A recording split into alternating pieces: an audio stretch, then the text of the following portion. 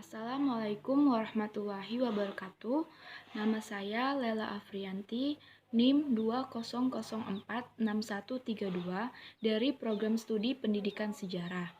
Baiklah, dalam video kali ini saya akan menjawab soal ujian akhir semester dari mata kuliah Sejarah Indonesia Kuno. Baiklah, soal nomor 1, analisis mengapa berakhirnya Kerajaan Mataram Kuno menjadi sebab lahirnya Kerajaan Medang Kamulan atau Dinasti Isyana. Kerajaan Mataram kuno mulai mundur berawal dari wafatnya Raja Balitung, yaitu pada tahun 910 Masehi. Setelah wafatnya beliau, banyak terjadi pergantian pemimpin dalam Kerajaan Mataram kuno. Masa pemerintahan setelah dia Belitung, yaitu Daksa, Tuludong, Wawa, dan Pusendok, Kerajaan Mataram kuno mendapatkan banyak serangan dari luar, yaitu terutama serangan dari Kerajaan Sriwijaya. Dan pada saat itu juga, Kerajaan Mataram kuno mendapat musibah bencana alam, yaitu letusan gunung berapi. Oleh karena itu, Mpu Sindo memindahkan pusat pemerintahannya ke Jawa Timur, tepatnya di Medang Kamulan. Dengan begitu, berakhirlah Kerajaan Mataram kuno dari dinasti Sanjaya dan berdirilah Kerajaan Medang Kamulan dan dinasti Isyana. Soal nomor 2, setelah mengalami kehancuran, dinasti Isyana mampu bangkit lagi pada masa pemerintahan Airlangga. Analisislah apa saja yang dilakukan Airlangga yang tidak hanya mampu menyelamatkan kerajaan, tetapi mampu membawa kerajaan pada masa kejayaan. Awal mula kehancuran Medang Kamulan adalah karena adanya serangan dari Raja Wuruwari yang dibantu oleh pasukan Sriwijaya. Kenapa Raja Wuruwari ini menyerang Medang Kamulan? Hal ini dikarenakan Raja Wuruwari merasa murka karena sang raja tidak jadi menikahkan anaknya dengan dia, melainkan menikahkan anaknya dengan Airlangga. Karena dendam inilah Raja Wuruwari menyerang Kerajaan Medang Kamulan yang dibantu oleh pasukan Sriwijaya. Pada saat itu, Raja Medang Kamulan kalah telak sehingga semua wilayah kekuasaan yang sudah berhasil direbut oleh Airlangga direbut kembali oleh mereka. Dan dari situlah Raja Medang Kamulan wafat. Tetapi Airlangga berhasil melarikan diri ke hutan. Airlangga hidup di hutan selama 3 tahun.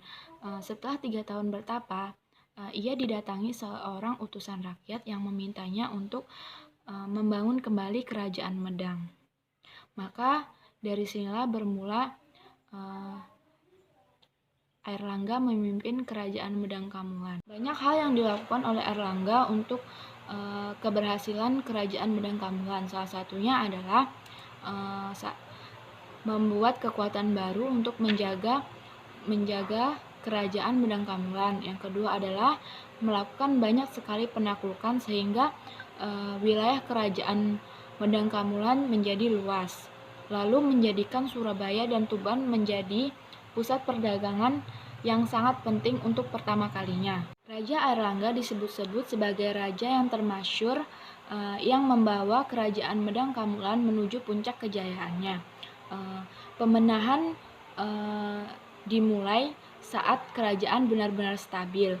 Banyak hal yang dilakukan Airlangga seperti membangun bendungan untuk mencegah banjir, membangun jalan untuk menghubungkan daerah pesisir ke pusat kerajaan, lalu membangun bangunan di Kerajaan Medang Kamulan. Airlangga juga dikenal sebagai raja yang menjunjung toleransi beragama, yaitu dengan menjadi pelindung agama Hindu dan Buddha. Soal nomor 3, analisis hubungan hancurnya Kerajaan Kediri di bawah pemerintahan Kertajaya dan lahirnya Kerajaan Singosari di bawah pemerintahan Ken Arok. Pada tahun 1200, seorang raja bernama Kertajaya memerintah di Kerajaan Kediri. Pada masa kepemimpinannya, ia dikenal sebagai raja yang kejam dan keras. Bahkan pada saat itu sempat terjadi perselisihan antara raja dan para pendeta mengenai urusan tanah. Dalam sumber lain disebutkan perselisihan antara raja dengan para pendeta adalah disebabkan karena sang raja meminta kepada para Brahmana untuk menyembahnya sebagai dewa. Namun, para Brahmana menolak hal tersebut sehingga terjadi perselisihan tersebut. Hal inilah yang membuat para pendeta melarikan diri ke daerah Tumapel yang pada saat itu baru saja diduduki oleh Ken Arok. Para pendeta meminta perlindungan kepada Ken Arok untuk menghadapi Kertajaya di Kediri. Keikutsertaan Ken Arok dalam masalah urusan kerajaan Kediri ini membuat Kertajaya murka dan terjadilah pertempuran di Genter pada tahun 1222. Namun sangat disayangkan, Raja Kertajaya dalam pertempuran ini kalah mutlak sehingga membuat Ken Arok menang dan menyatukan dua wilayah kerajaan yaitu Tumapel dan Kediri. Mendirikan kerajaan baru yang sekarang lebih dikenal dengan Kerajaan Singosari. Dengan beginilah hubungan antara kehancuran kerajaan Kediri dan lahirnya Kerajaan Singosari. Soal nomor 4, jelaskan kenapa suksesi atau pergantian pemimpin dalam Kerajaan Singosari selalu terjadi pertumpahan darah.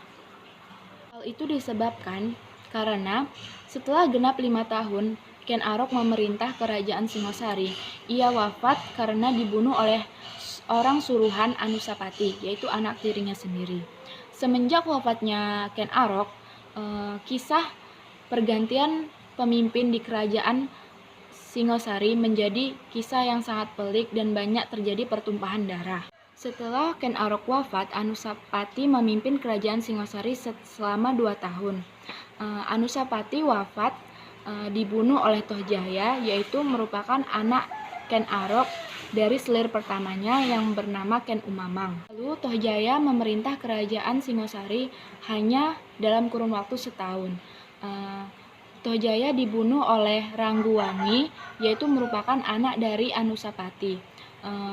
Rangguwangi merasa dendam kepada Tohjaya karena telah membunuh ayahnya, dan ia merasa ia lebih pantas mendapatkan tahta tersebut karena ia merupakan anak langsung dari Anusapati, sedangkan Tohjaya hanyalah anak dari seorang selir.